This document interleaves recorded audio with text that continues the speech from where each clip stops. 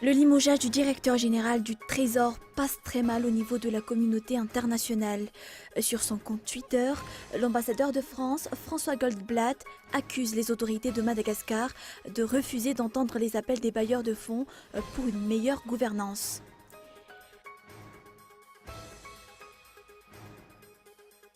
Les deux nouveaux aéronefs d'Air Madagascar débarqueront la semaine prochaine.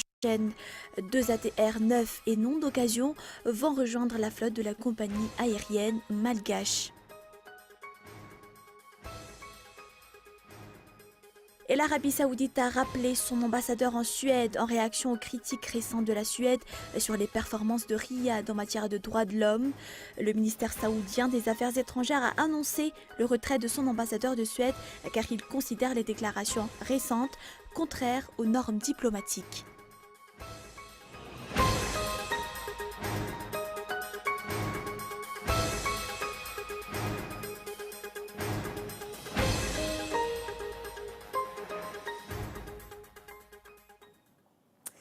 Bonsoir à tous et bienvenue si vous nous rejoignez pour ce journal. Le limogeage du directeur général du Trésor passe très mal au niveau de la communauté internationale. Sur son compte Twitter, l'ambassadeur de France, François Goldblatt, accuse les autorités de Madagascar de refuser d'entendre les appels des bailleurs de fonds pour une meilleure gouvernance. Sur le terrain de la grève, les fonctionnaires accusent le gouvernement de préparer un vol de grande envergure en limogeant Orlando Roumanan par un abus de pouvoir. Écoutez les explications. Ça devient une paralysie. Et cette paralysie n'avantage jamais le pouvoir qui est en place parce que le peuple va toujours se soulever. Vous êtes en train de créer des bêtises chaque jour et je ne sais pas comment quel conseiller politique vous conseille à faire des choses comme ça parce que ce n'est pas le bon chemin.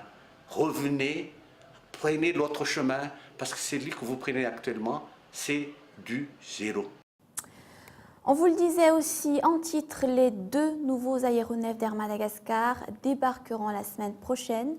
Deux ATR neufs et non d'occasion vont rejoindre la flotte de la compagnie aérienne malgache.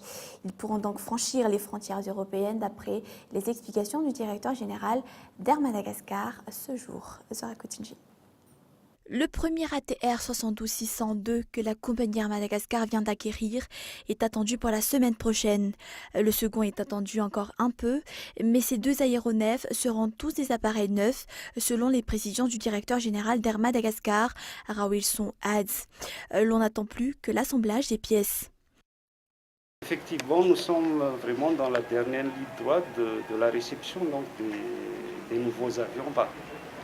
Surtout du premier avion déjà, puisqu'il est attendu donc, dans les 2 semaines qui viennent.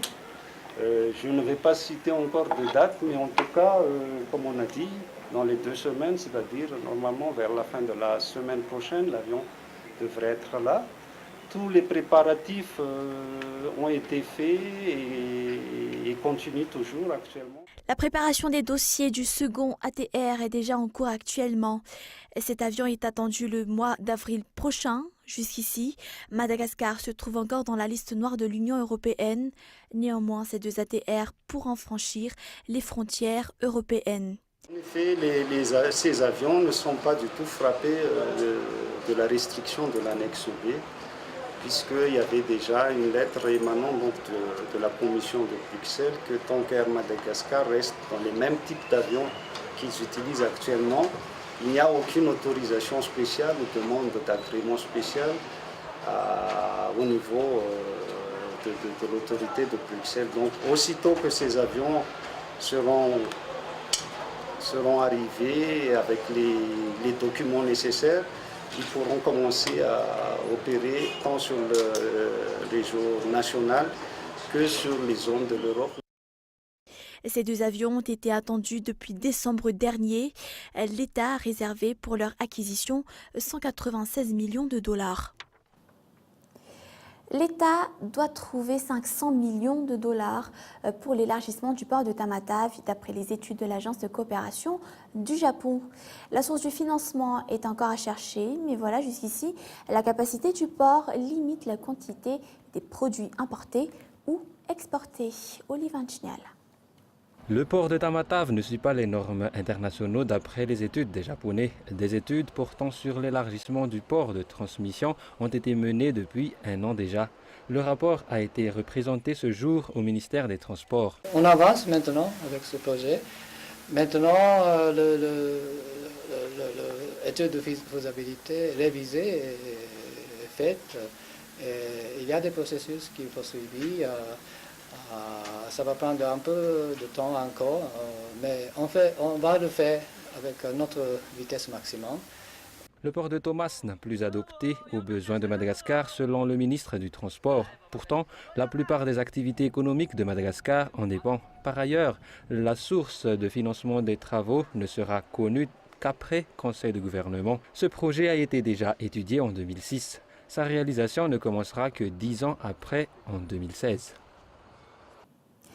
Dans l'actualité, aujourd'hui également, une semaine après leur déplacement à Ndoutapenac, les sinistrés sont actuellement aux environs de 2000 contre 13 000 prévus.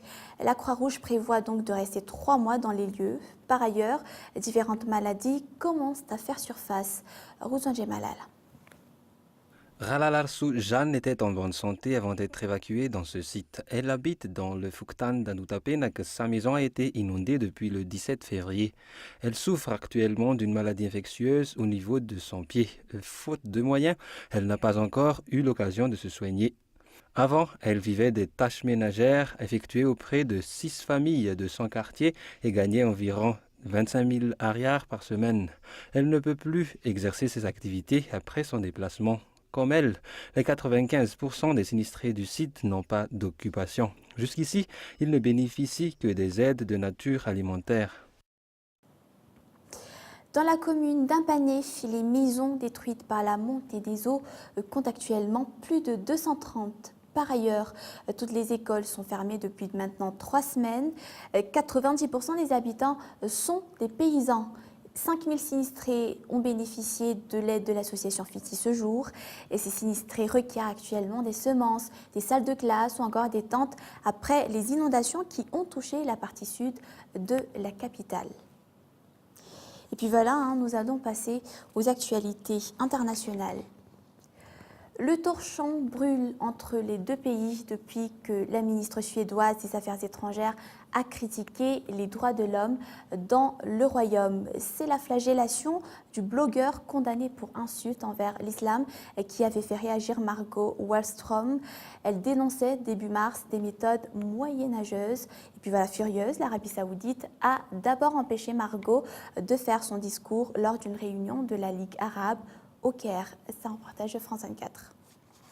La plaque est toujours sur le mur, mais l'ambassade saoudienne à Stockholm est désormais vide.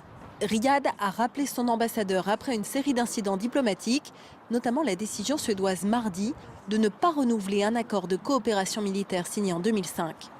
Pour les Verts suédois, membres de la coalition au pouvoir, il était impensable de continuer à vendre des armes à un pays qu'ils considèrent comme une dictature. La Suède est un État basé sur les droits de l'homme, la démocratie et l'égalité. Et c'est cela qui a construit la réputation internationale de la Suède. La tension monte depuis les déclarations de Margot Wallström début mars. La ministre suédoise des Affaires étrangères taxe de moyenâgeuses les méthodes de la justice saoudienne et la condamnation du blogueur Raif Badawi à 1000 coups de fouet pour insulte envers l'islam. Des propos qui agacent le royaume saoudien, à tel point qu'il empêche Margot Wallström de s'exprimer devant la Ligue arabe au Caire quelques jours plus tard. Les déclarations de la ministre suédoise des Affaires étrangères Margot Wallström constituent une ingérence flagrante dans les affaires intérieures du royaume saoudien. La fin de cet accord de coopération militaire représente un important manque à gagner pour l'économie de la Suède. Riyad a acheté pour 37 millions d'euros d'armement suédois l'année dernière.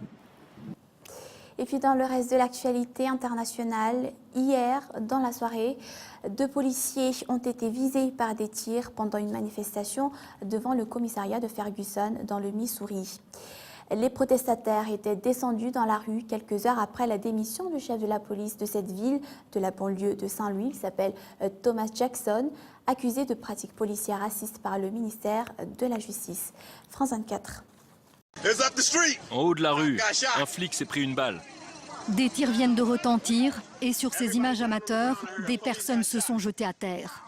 Une vidéo tournée par un habitant de Ferguson.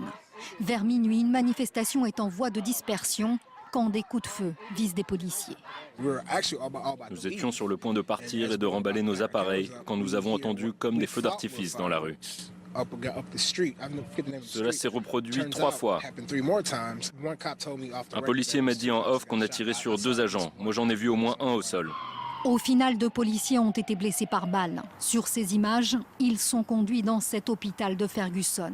Mais leur jour ne serait pas en danger. Un agent du comté a été blessé à l'épaule, un autre au visage. Les agents sont soignés, leurs familles sont avec eux. À ce stade, nous ne divulguerons pas leur identité. Devant le commissariat de Ferguson, la tension est maximale. Le quartier a été bouclé et les forces de l'ordre font bloc face à une foule qui continue de protester. Certains manifestants sont même arrêtés. Quelques heures plus tôt, ils étaient plus d'une centaine à se réjouir devant ce siège de la police de la démission de cet homme. Thomas Jackson, le chef de la police locale. Une 6e démission à Ferguson après la publication d'un rapport accablant du ministère de la Justice. Pointé du doigt, les pratiques racistes de la police et de la municipalité. Des dérives à l'origine des émeutes à l'été dernier après la mort d'un jeune noir, Michael Brown, tué par un policier. Puis voilà, c'est l'heure du rappel des grands points de ce journal. Le limogeage du directeur général du Trésor passe très mal au niveau de la communauté internationale. Sur son compte Twitter, l'ambassadeur de France, François Goldblatt, accuse les autorités de Madagascar de refuser d'entendre les appels des bailleurs de fonds pour une meilleure gouvernance. Les 2 nouveaux aéronefs d'Air Madagascar débarqueront la semaine prochaine. 2 ATR neufs et non d'occasion vont rejoindre la flotte de la compagnie aérienne malgache. Et enfin, l'État doit trouver 500 millions de dollars pour l'élargissement du port de Tamatave, d'après les études de l'Agence de coopération du Japon. La source du financement est encore à chercher. Dans un instant, vous allez suivre le film qui s'intitule Puzzle, The Third Person. Et voilà, ici en terminant le journal, voici pour vous quelques images et travaux de drainage effectués dans les bas quartiers après ces 1 mois de pluie. On se retrouve demain. Au revoir.